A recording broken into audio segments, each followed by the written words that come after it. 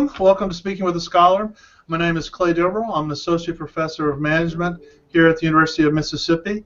I'd like to welcome our two guests today, where we have Cristina Cruz and also Kim Eddleston. I'm going to let them introduce themselves because these two very acclaimed scholars have a tremendous number of accolades. And so we're going to go ahead and jump right in. Before we go too far, though, I do want to highlight also this is the 30th anniversary of the Entrepreneurship Division at the Fourth Academy of Management. So when you're in Anaheim, hopefully you'll be able to join us there at the Academy Management Conference. There'll be several activities associated with that. So let's get on with it because I know many we're broadcasting throughout the world here, and so we're really excited. And so we'll go ahead and get started. So Kim, we'll start with you. Could you just introduce yourself? Because I mean, we've known each other for a long time, but a lot of people do not. So please tell us about yourself.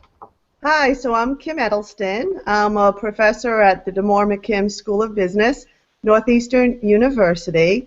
I also hold the Schultz Distinguished Professor of Entrepreneurship and the Daniel and Dorothy Grady Fellowship. I'm also a research fellow at the University of St. Gallen. So most of my research focuses on family businesses, and I also do a lot of research on the careers of entrepreneurs, particularly women entrepreneurs. And I've consulted with multiple family businesses. I run a consulting course at Northeastern where we've consulted with more than 150 small businesses, many times helping them to survive. We've helped several through bankruptcy, doing tangible tasks. And I grew up in several family businesses. Some are doing very, very well, and unfortunately some have not survived. Excellent, Kim. Thank you very much. Cristina, please. Hi. Hi to everybody. My name is Cristina Cruz. I'm professor of entrepreneurship and family business at IE Business School in Madrid, Spain. I'm also the director of the entrepreneurship department here at IE. My research is mainly on family business, mainly family business governance, family business compensation, and I do also a lot of research on the intersection between family business and entrepreneurship. On the teaching side, I have to say that I've been able to organize my teaching around family business, which is something that I love. I teach family businesses at all levels, undergrads, MBA, and executives. And I also teach some courses on corporate entrepreneurship with big corporations here in Spain. I'm really glad to share with you any question you may have. Thank you. Thank you, Cristina and Kim. And by the way, both of these fine scholars are very humble. They published in ASQ, AMJ, JIBS, ETP, Journal of Business Venturing, and a variety of Family Business Review, a variety of other journals. So they're very humble in their opinions. So moving forward, let's talk a little bit. So we've had several questions come in. Also, though, if you'd like to, we are doing this live. So if you would like to tweet or email David Marshall, who's working with us here.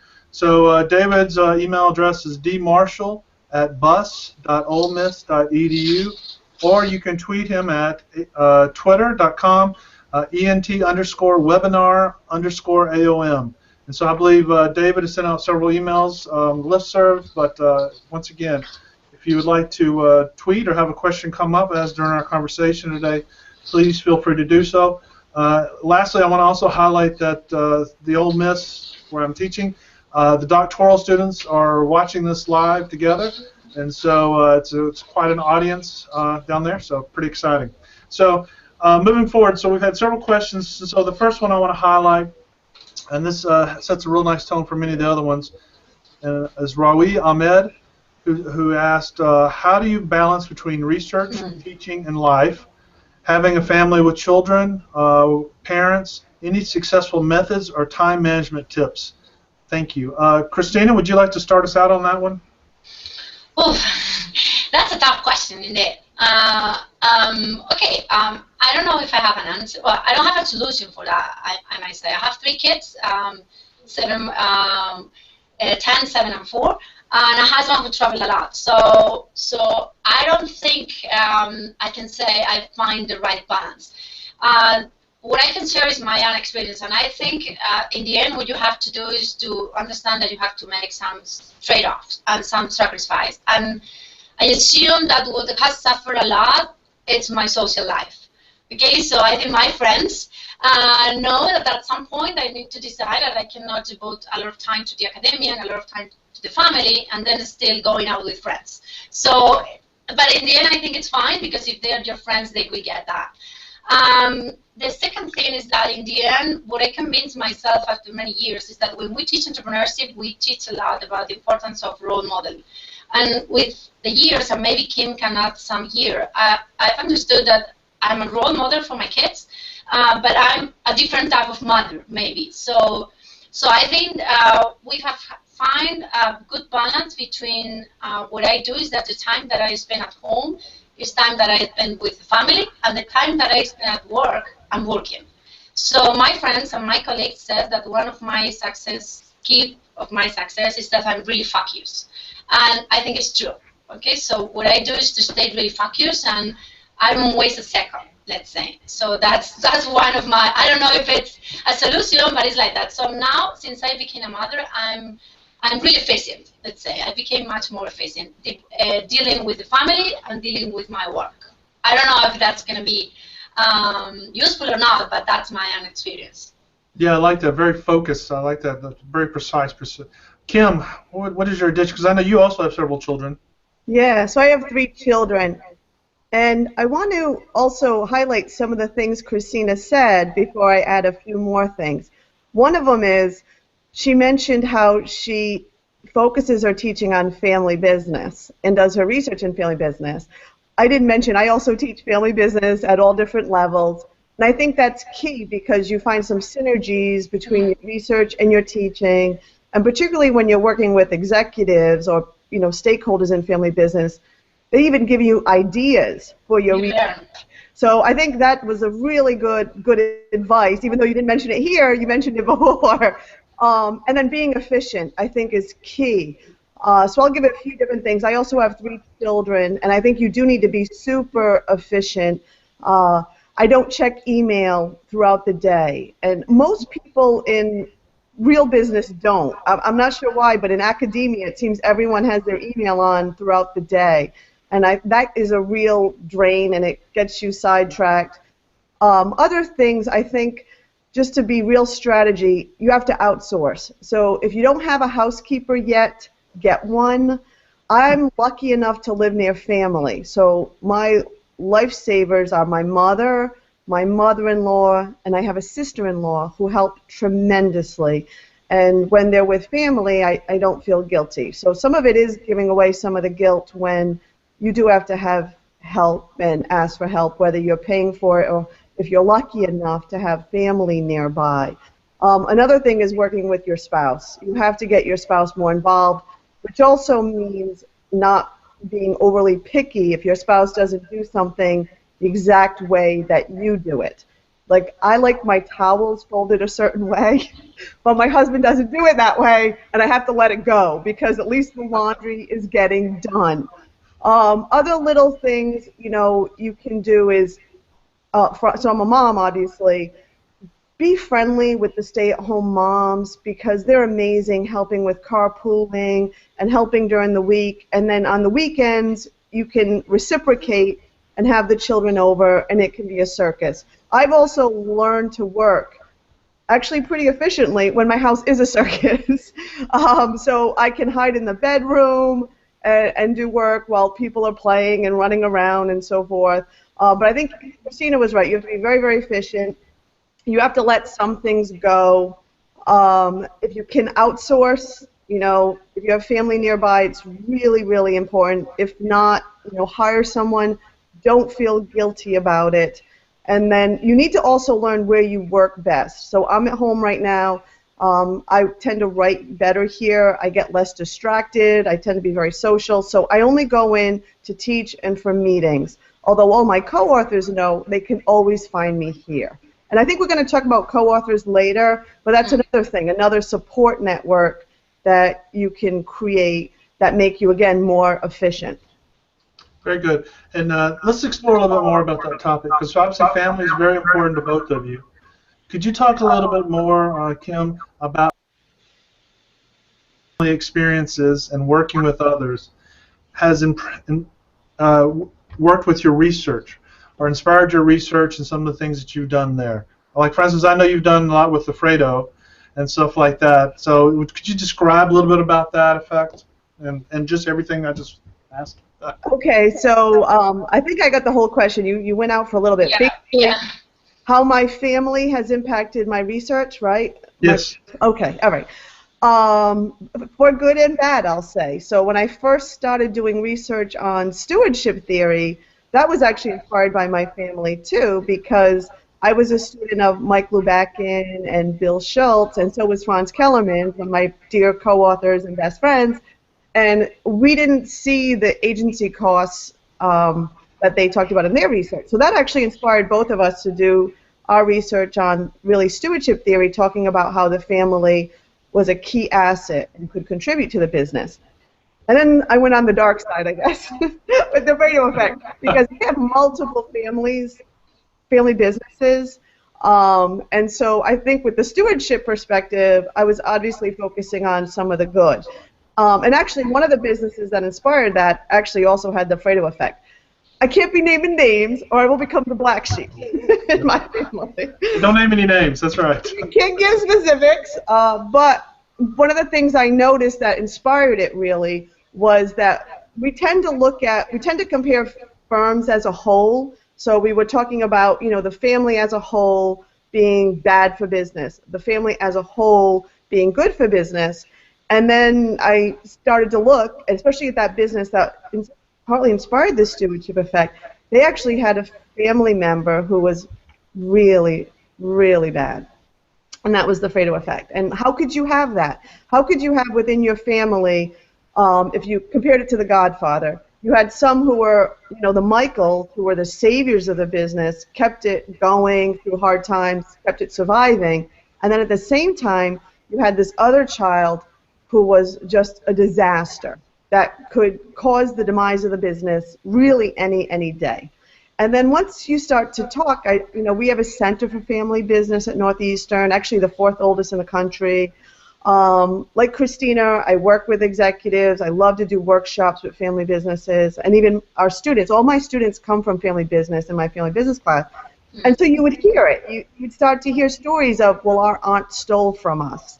Or you saw it on TV. You saw it in, American Chopper. You see it in Tommy Boy, all these shows. And then that really inspired me to do something and to bring out what was a very taboo topic. No one wants to talk about their child being, afraid of or being a real detriment to the business. And giving it a label, even though sometimes I'm like, oh, no, why'd I do that?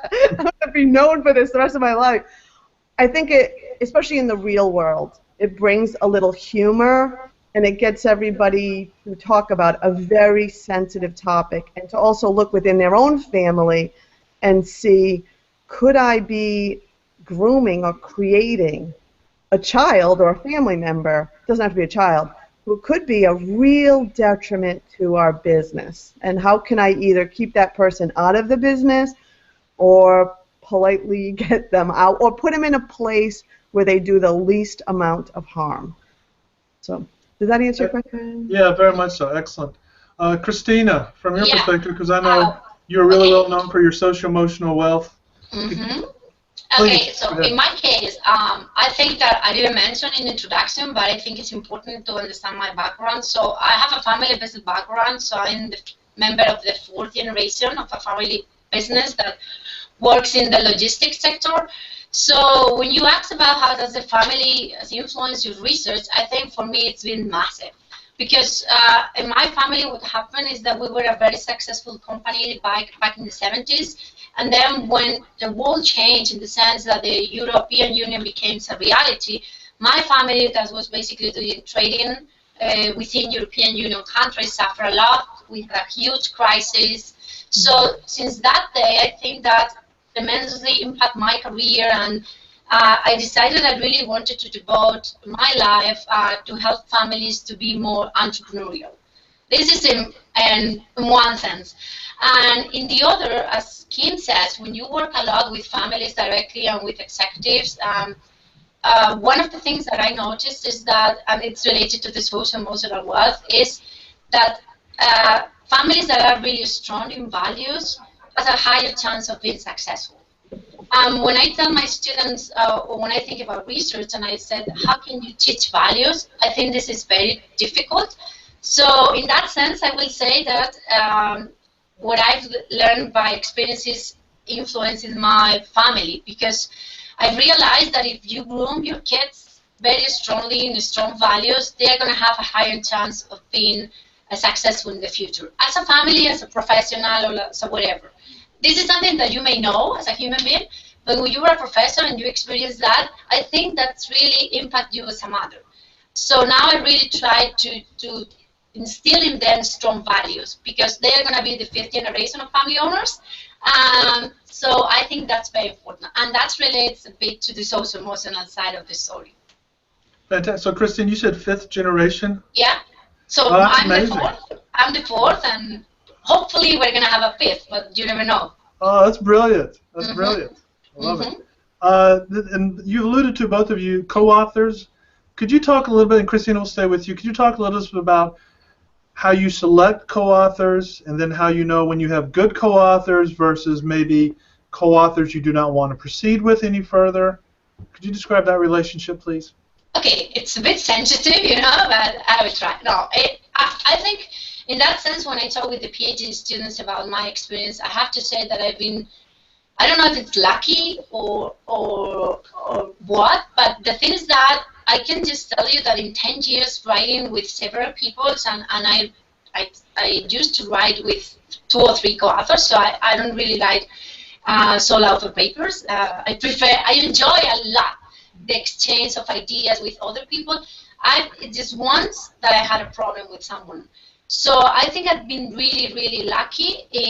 I think now I have, as Kim said, when Kim was mentioning some of the co-authors, he talked about friends. And I think in my case it's the same. So now I can say that most of my co-authors are also friends.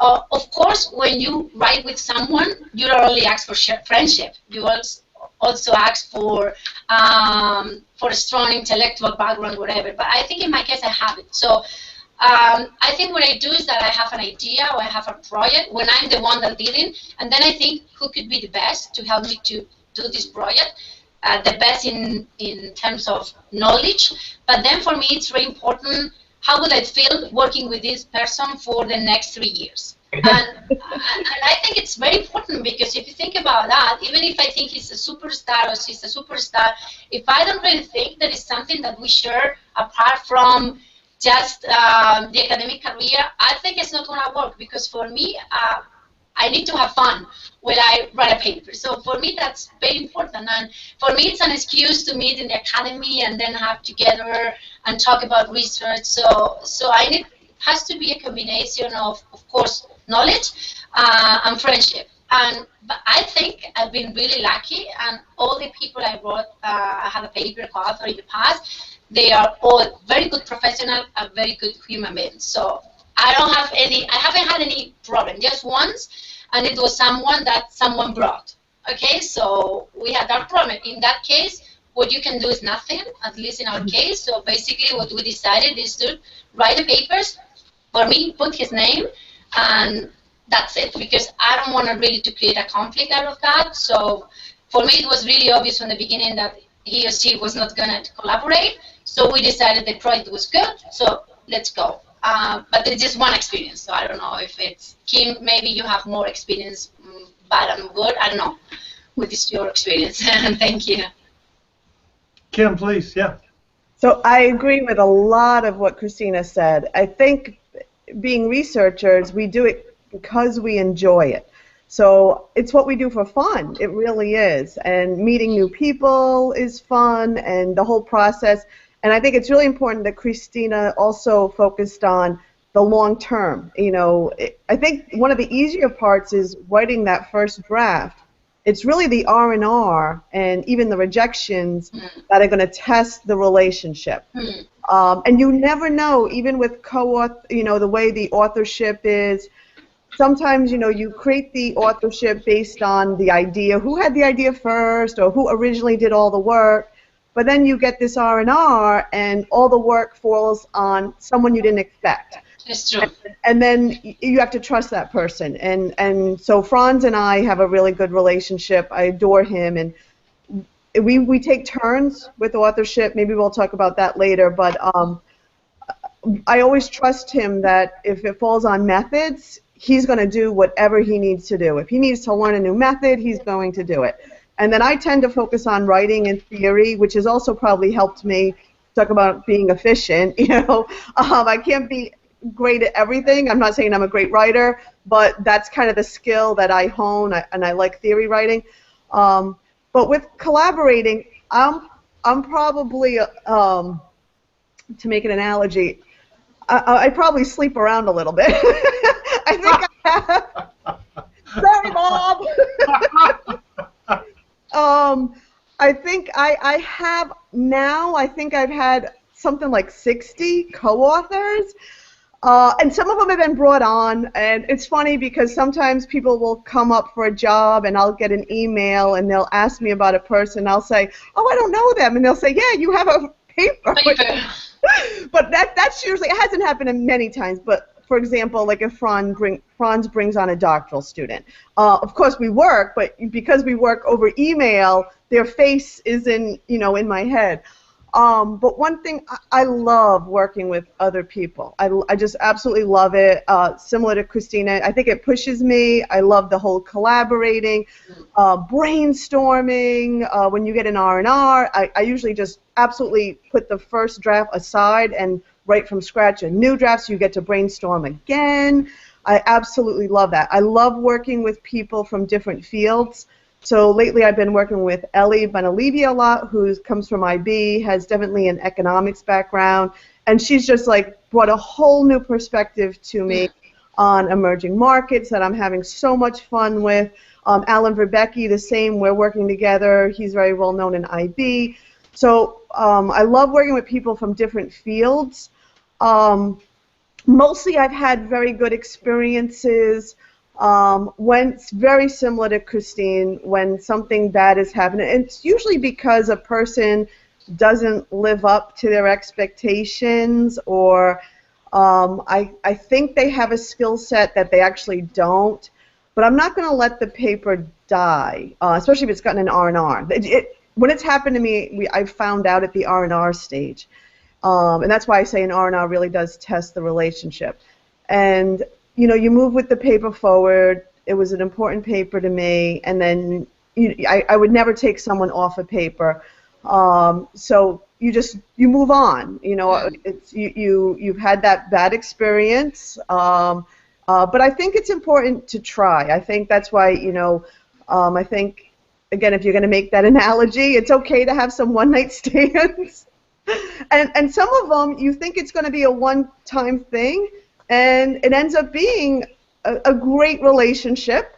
So I guess it's okay to have multiple spouses or steady relationships in academia. I know Cristina works with several people and works really, really well with them. Like I have Franz, I have Roland Kidwell, Ellie, and those are kind of your steadies. And then every once in a while, similar to Cristina, you bring someone new in. They have a new perspective. They push you. And I absolutely love it. And like Clay and I are working together right now, and it's been so much fun. And hopefully it's gone well. We haven't had that R&R yet, so Clay, our relationship will be tested. I love it. I usually get into a relationship thinking there'll be multiples. And even with co-authorship, I always like to think we'll take turns. Sometimes it's more important to one person in their career. They're coming up for tenure. And then I always like to think, oh, we'll do another one. I'll have a turn eventually. And so I think I like to have that long-term perspective. Maybe that's a family business thing, right? The long-term perspective. There is something while you were talking the other day when I was doing my PhD seminar, and one of the students asked me regarding Martin, Pascual, which are my usual co-authors, how did you do it? How did you distribute the work? And then I started thinking, and I realized that we've been writing together for such a long time that we don't even question that things anymore. So it's like natural. And I think that's when you realize that now you have a real team. Because when I start new projects with other people, obviously the first time is who is going to be first, who is going to be whatever. But when you're writing, I don't know, it's the same case with you, with co-authors that you have a long experience. But for us, I mean, the student asked me, and I said, I don't know. I mean, but how did you do? I don't know. I think it's natural. I said, how it can be? It's natural. I mean, because we've been writing together for the past 10, 15 years. So it's a lot. Obviously, when you start with new people, it's totally different. Then you have to set up who's going to be first, who's going to set the first draft. So it's a different story. Yeah. I think that's a great point. And interjecting, so both of you alluded to authorship order, and I know this is always a tough issue for doctorate students specifically because everyone tells them as well as we know that research is currency, and that if you without the research you don't get to play ball. So talk a little bit about how each of you select authorship order. I know, Kim, you alluded to your good work with Franz Kellermans about this relationship there and trust, and same thing with Cristina. But talk a little bit about when a new author approaches you, a potential author approaches you, because I know many of you do doctoral workshops, both of you do. You're going to get a lot of people come to talk to you. So elaborate a little bit on that, please. Kim, if you want to be first.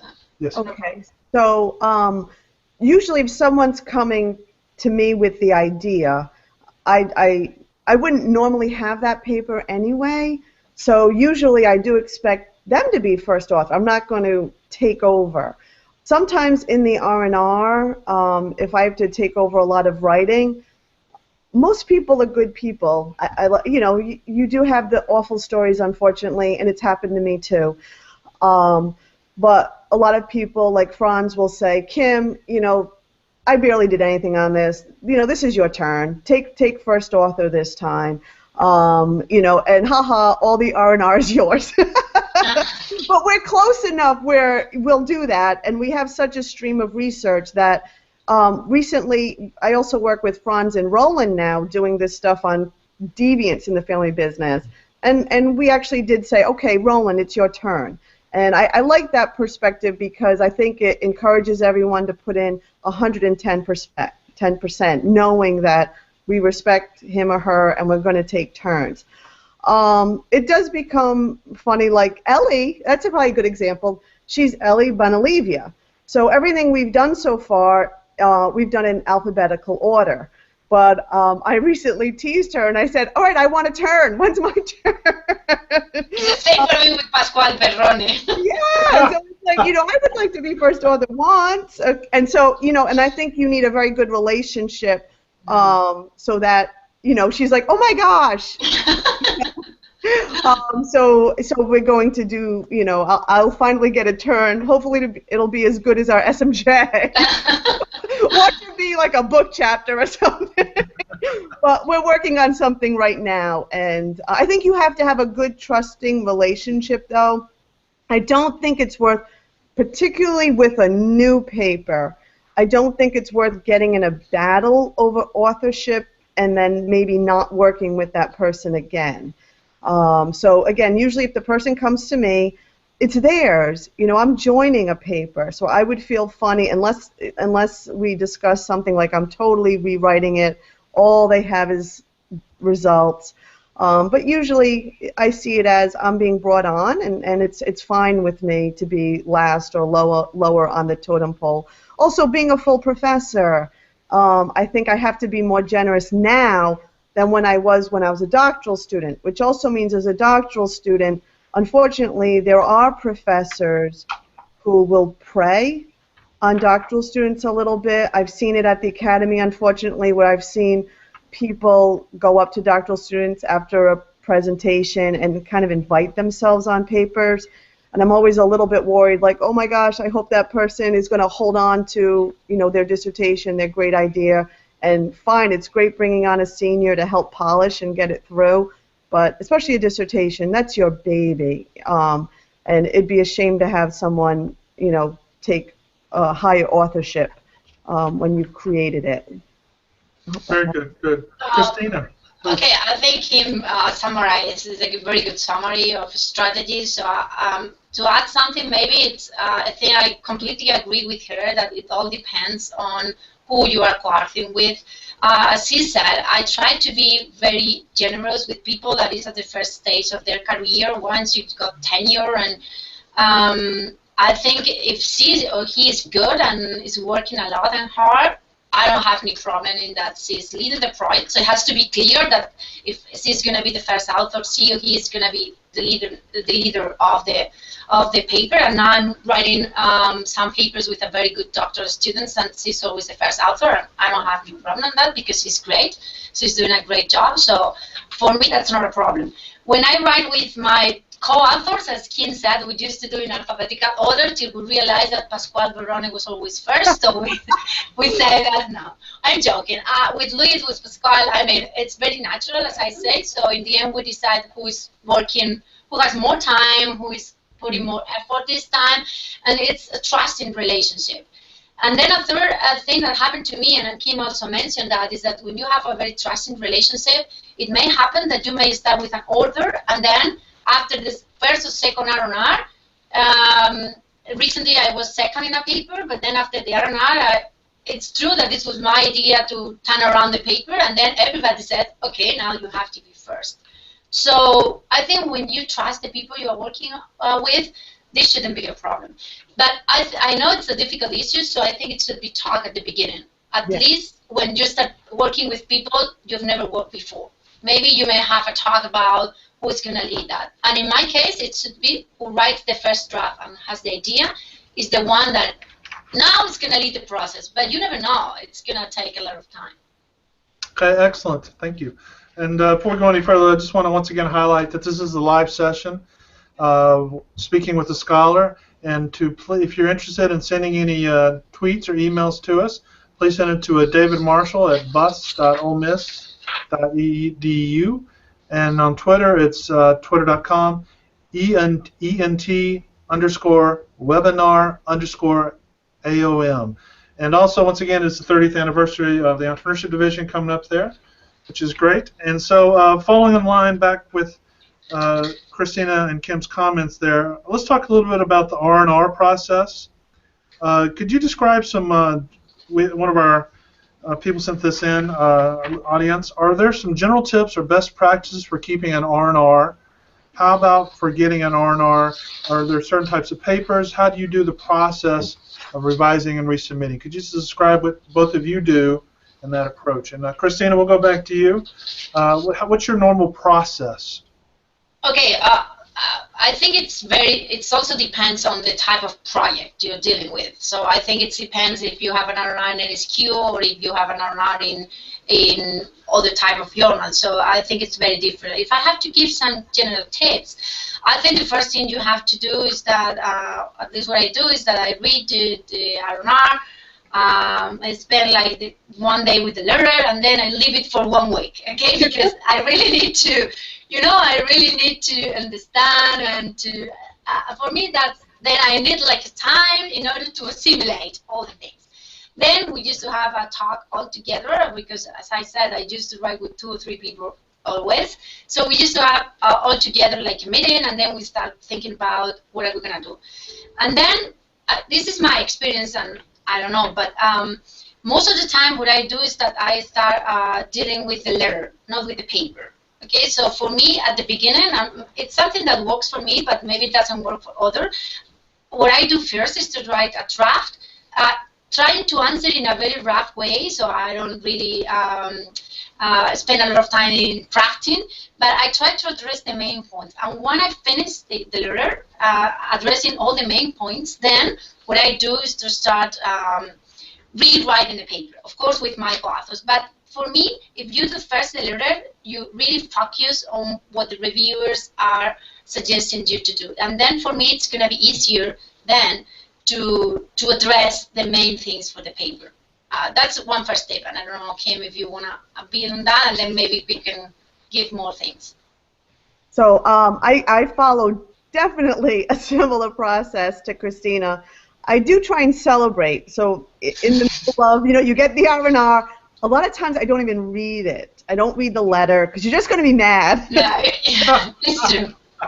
So first, you need to celebrate. It is a huge deal to get an RnR. It's a lot of these journals. Even getting an RnR, what is it? Maybe like 20%, 10%, 5%. It's true. So you have to celebrate. And as soon as you read the letter, you're going to be really upset. Yeah. You never read an R&R letter and you're happy. So I think that's also very good advice, is reading it, and then somehow you do need to digest it, because the first time you read it, you're very emotional. And they pick up on things many times that sometimes you kind of know it. You know where some of the flaws or the weaknesses are, and other times they pick up things that you thought were great. So I think you have to, letting it sit helps you to kind of, like Cristina said, bring it all together, and you really need to start finding patterns. Hopefully the reviewers aren't arguing with one another. Hopefully there's a lot of consistency there, and then it does help, even if it's super rough outline kind of a thing, to start thinking about how to respond to the reviewers. And I know other people create outlines. I've seen that, doctoral students who do that. I think I probably did it more earlier. Now I think I can just get to the letter. But doctoral students or early professors, I've seen them create these beautiful outlines that really are looking, and they'll have columns that they'll have what the reviewer's asking for, and then they'll say whether reviewer 1 or reviewer 2 has said it or how they've said it. And wow, it takes a lot of work, but if you're a junior, that really helps you to find patterns and to say, oh, we can address both of these reviewers by doing this. And you can start to see really the patterns of what's necessary. I think a really important thing, and unfortunately I've seen brilliant people make this mistake on R&Rs, and a lot of times they don't get tenure, is they're married to their manuscript, and they don't want to change it. They don't listen to the reviewers. And in order for you to show that the reviewers have influenced you, you really have to show that what they wanted is reflected in the R&R. So I almost see the first paper as a tease, okay? Like, oh, look, this is what we can do. And then I look at the reviewer's letter as, what do they really want? What do they see in this paper that I can bring it to the next level? So really important. I don't just, maybe you can do this when you get a conditional acceptance, which even those now have become review letters. You get these conditional acceptances and there's 2 pages of comments. But I see a lot of juniors who take their manuscript and they try and mush in or push in sentences, paragraphs, and it ruins the flow, the consistency. So what I do is that first draft simply becomes notes. And there might be areas that you don't need to touch. Maybe they loved your introduction, or your literature review isn't going to change. But beyond that, usually I'm using that as notes. Many times you're bringing in new literature that the reviewers have asked for, and then I'm completely rebuilding a new manuscript. And that's generally how I try to do it. And then if it's methods, I should mention, if, that's always the worst, because as soon as they're asking you to make major changes in your methods, you're opening up your database, and unfortunately that could ruin your whole story, your study.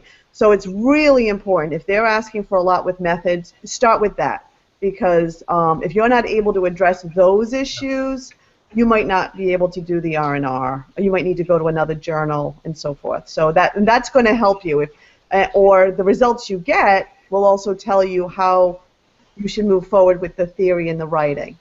I completely agree. So I was going to say that after writing this draft for the reviewer's letter, the second thing that I used to do is to go to the methods and then try to play a little bit with the things they're asking me to see if the story still holds. Because if not, then I really need to reframe the theoretical framework. So I agree. Yeah, that's excellent, because I was going to say, I think one of the things I like about the way you highlighted there was the fact that junior faculty often want to start writing right away, especially if there's some kind of methods issue.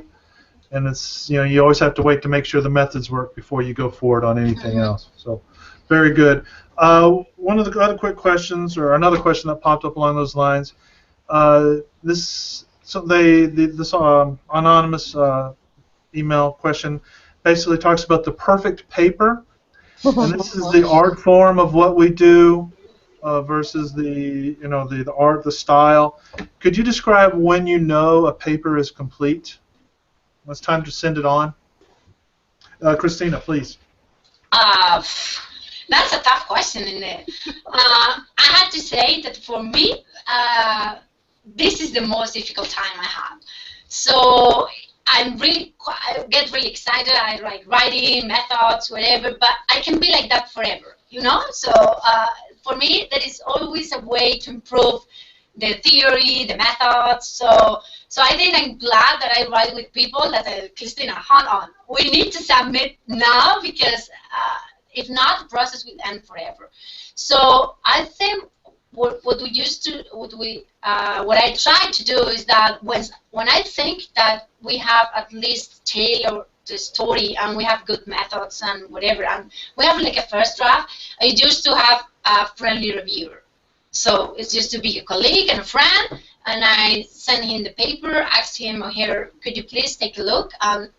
Do you think that this is ready for, because if not, I think like it's with the entrepreneurs. You get really in love with your thing, and for you it's very difficult, at least for me, and I'm a bit perfectionist, so I always think I'm missing something.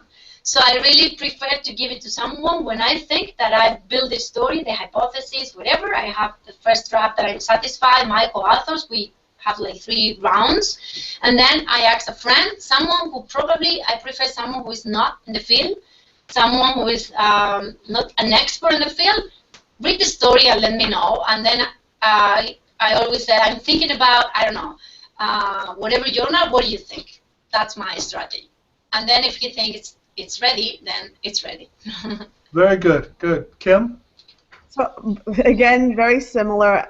I've never written a perfect paper, so I'm still waiting. Although I think when you're crafting it, I think you think, oh, this is amazing. It doesn't hurt also to, so beyond the friendly reviews, which are really important, and even your co-authors. Your co-authors should be that's one of the benefits of working with co-authors, is that they should feel comfortable saying, this is crap. You know, this needs to be rewritten. I don't buy it. It's not consistent. It needs more theory, and then you go back, or something's missing. So even co-authors in the process should be acting almost as reviewers to kind of always bring it up a level. And then friendly reviewers are really, really important. I like that idea of giving it to someone who maybe isn't right in the field. I also often talk, my husband owns 2 businesses, and a lot of times when I'm creating the idea, I'll ask him, because he tells me I'm explaining water is wet. Obvious, anyone would know this, and that's kind of has lately really pushed my research to make sure, you know, the IV's on obvious and so forth. The friendly reviews are good. It also helps to, even when the friendly reviewers are reading it, don't work on it. And that way, when you read the paper again in, let's say, a week, 10 days, you have fresh eyes. And I often notice when you look at it again, you notice holes, or you notice weaknesses, or ooh, that's not good. And then yeah, and again, you know, when you're working on a paper, and I guess this is with an RnR too, if something's wrong, it shouldn't be, you know, cosmetic changes. You need to be willing to go in there and do real surgery. Like, I think we can tell with a junior faculty member when they're just massaging it or trying to add a sentence, and you really have to be willing to completely rewrite a section, rewrite an entire paragraph, go over it. Each sentence should be there for a reason. There should be a flow. Get out any tangents, and you need to, you know, great work isn't written, it's rewritten. So you've got to really go over it until it sings. Yeah, I agree with you. That iterative process is always a struggle for juniors. Well, heck, it's a struggle for senior too. So the Twitter has been really blowing up, and so there are a couple questions, and I know we only have about 15 minutes or so left here. I want to highlight a couple of them. And so first one, this is actually for Kim. Cristina, you don't have to answer this, but Kim, since this is how it reads here, I just want to, since Kim mentioned cheating in your relationships, I wanted to ask a similar question. They love that, you know. Did I say I want to ask a similar question. I don't have to answer that. I'm sorry. I want to ask a similar question regarding cheating in your research. How far do you let yourself stray from your main research stream, and do you find it detrimental to chase research ideas in a variety of different research areas? Okay, so I definitely dabble. I'm not using any more analogy because boy, will I get in trouble. But I like to, well, see, I love theory, so I tend to, and I find actually working in different areas and with different people actually makes me a better researcher in family business or in doing research on, women entrepreneurs. So if it can broaden my perspective on a theory and bring a new perspective, I really enjoy it. Also, I try not to get bored. So working with someone that I think their research is really neat. So my latest JBV was actually on new product development and alliances, and I got to work with a colleague that I absolutely adore, Tucker Marion. I got to work with David Deeds, who I love, and you probably would have never put me in that paper, but I got to bring in psychological contract theory that they didn't really have any, especially Tucker. Tucker was not familiar. He's never done anything really in psychology.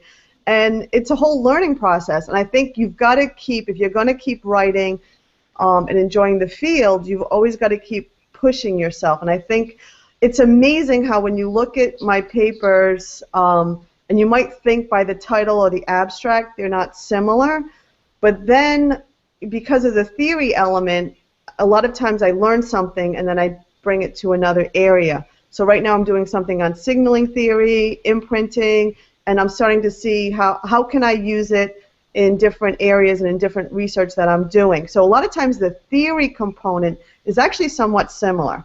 And I think it keeps my research fresh, and it actually helps me. It makes me have a really good time doing what I'm doing, and I learn. I think a lot of what we're doing is constantly learning. I know Howard Aldrich was just at our university, and I adore him. I adore him. If anyone has the chance to see him talk about the writing process, I know the Entrepreneurship Division often has him speak at the Early Career Consortium, the doctoral consortiums. Go. But I love how he has always kept his research alive and fresh and new. And I think that's what happens. So yeah, you're cheating. I think you do have to be smart. I'm not going to do something that's completely in a 100% different realm. But if you can see the synergies, especially with the theory, or it could, emerging markets, I can apply it to family business, then I think it's worthwhile.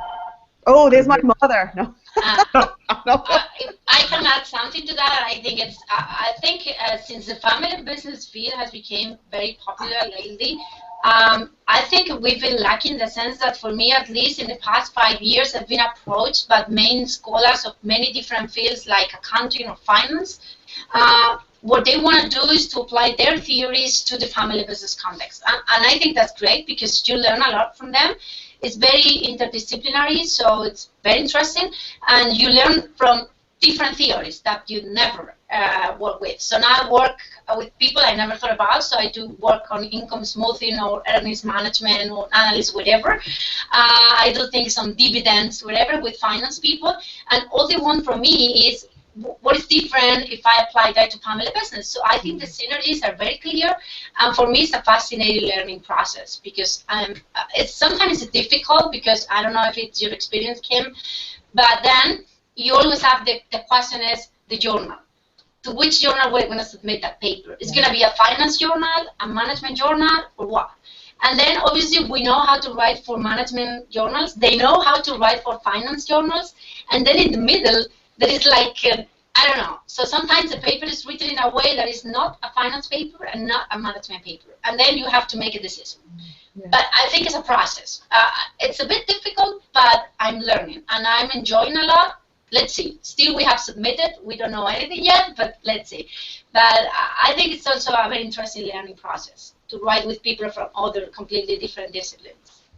Okay, excellent. And so, since we're running out of time here, and actually we have a lot of questions coming in, Can we talk a little bit of Greg Molek has a question, and he's a PhD student at Grenoble. Could you describe Cristina in a sentence or two, how your approach to writing an article has changed as you have gained experience from a doctoral student to being a professor now? Well, I think, I don't know, I need to think a little bit about that, but yeah, I think that you see that you learn an experience when you can really start writing without having to cite every second, you know, because at the beginning you try, like, whenever you write a sentence, you try to put a cite, because you really need to prove that it's not you, it's someone who said something, okay? Now I realize when I read papers that I wrote, like, I don't know, 10 years ago, it was like full of cites. Now, I'm not saying that cites are not important, of course they are, but now I think I'm more able to build my own arguments, and I'm more able to discriminate which cites are important and which are not. For me, that's the most learning, if I had to say in 2 sentences. So now I know I'm more able to focus the sentence with my own knowledge, my own new things, and then decide. Before everything was about supporting with cites, at least for me. No, I love it. That's the art form. That's excellent. That's excellent. Kim, what would you like to add? I think there's this idea of creating your own voice, and then probably more willing to take chances also, because you're willing to push the envelope a little bit more than you were as a junior. Also, once you have tenure, you're able to work on things that you have a passion for that you know might be a little bit more high risk. So that's definitely changed. I like the latitude aspect there, especially as you become a senior. So this question is from Cynthia Zhang, and she says, could you please let me know what pitfalls a junior faculty member should avoid? Kim, please. Taking on too much service. You really have to protect your time. Hopefully in your school, the senior faculty will protect you, but that can eat up a lot of time, and you really never hear of anyone getting tenure because of service. So you also have to have strategies. You know, my advisor always said, don't bring your dean problems. Only, you know, good news, good news, good news. So that even means being really smart with teaching. Going to, you know, in entrepreneurship, we have USASB that does an amazing job with teaching entrepreneurship professors how to teach better. So that means getting some strategies so that your teaching is very good, especially if you're at a private school in America and students are spending $50,000 a year. If they don't like you in the classroom, that's going to create a headache for your dean. So it's really important that you create some teaching strategies that work really well, that you can be a good teacher, and then you have more time for research. It's really important being efficient. Having days where you have exercises that take very little effort to put together. Even A&E Biography has an amazing video series. EIX Exchange has a great video series and so forth. So having things that you can do in the classroom will free up time for you to spend on research. And I think that's very, very important, because you do have to protect your time when it comes to research. I think you have to, it's so hard to get published now, it's getting harder and harder and harder. You have to have multiple balls in the area. You can't just have one article or paper at a time. I think you've got to start working on having a network. When I came out, I was with my advisor, Jack Vega. We had 3 papers. Each of us took a lead on one, and we collaborated. So right off the bat, I had 3 articles coming out. So if you can work with co-authors and create networks like that, where one person takes the lead, you take the lead on another, you're still collaborating, but one person is taking that heavy lead. There you go, and you know, you have 3 articles. If you have a team of 3 right off the bat, you've got to be very, very strategic. Christina said, don't sit on papers too long. I've seen juniors doing that too. Get them out the door. Of course, you don't want to send them too early. She also gave great advice to make sure they're good, but making sure don't sit on them too long, get them out. Okay, great. And Cristina, since we're running out of time here, I'm going to ask you a different question, but it builds upon what we just talked about right there with Kim in terms of the service. So a lot of that was the institutional service Kim alluded to, Could you talk a little bit more about professional service in regards to, say, being a reviewer for a journal? Is this a good idea for a PhD student to do, or even a junior faculty member to do?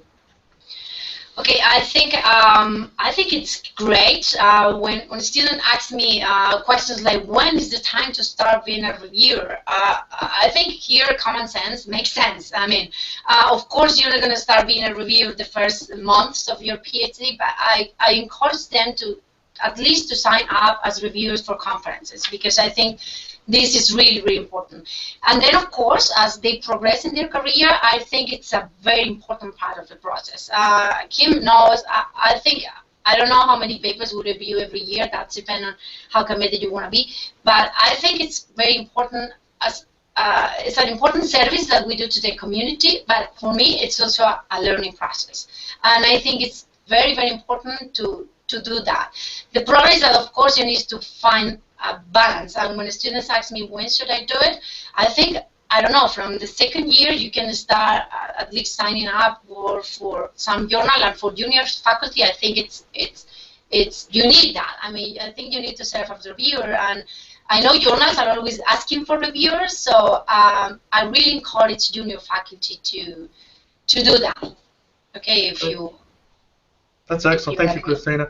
And that was a question was from Dennis Arachinko, and he also wrote another one, and this will probably be our last question, and then we can wrap up some closing statements. But is it necessary, in your opinion, Cristina, to do a postdoc after your PhD if you're looking for a position, assistant professor position, either in the U.S. or in Europe, and then say you're coming from Europe and you want to work in the U.S. market or North American market? Would you suggest a postdoc?